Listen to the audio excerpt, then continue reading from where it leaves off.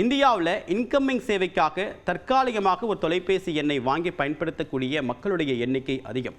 ஆனால் ஒரு 90 நாட்களுக்குள்ளாக அவங்க அந்த மொபைல் சேவையை டேட்டாவோ அல்லது எஸ்எம்எஸோ அல்லது ஃபோனோ பண்ணலை, எந்த விதமான ஆக்டிவிட்டியும் அந்த ஃபோன் நம்பரில் இல்லை அப்படின்னா அந்த நபரை வேறு யாருக்கும் விற்பதற்கு தொலைத்தொடர்பு நிறுவனங்களுக்கு அனுமதி இருக்குது. அதுக்கு ட்ராயும் அனுமதி கொடுத்துருக்கு. இப்போ ட்ராய் ஒரு புதிய உத்தரவை பிறப்பிச்சிருக்காங்க. என்ன அப்படின்னா, அவங்க எந்த விதமான சேவையும் பயன்படுத்தலை அப்படின்னாலும் அவங்களுடைய பேலன்ஸில் ₹20 மினிமம் இருந்துச்சு அப்படின்னா அவங்களுடைய நம்பரை நீங்கள் வேறு யாருக்கும் விற்கக்கூடாது அப்படின்னு சொல்லியிருக்காங்க.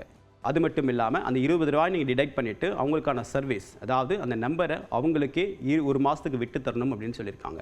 எனக்கு லாஸ்ட் மினிட்ல ரீசார்ஜ் பண்ண வேண்டிய தேவை இருக்குது அப்படின்னா அந்த நம்பரை நீங்கள் ரீசார்ஜ் பண்ணி வழக்கம் போல் இன்கமிங் அவுட் கோயிங் சர்வீஸை நீங்கள் யூஸ் பண்ணிக்கலாம். அந்த நம்பரை ரீட்டைன் பண்ணுறதுக்காக மட்டும்தான் இந்த ₹20 கட்டணம் அப்படின்னு சொல்லியிருக்காங்க.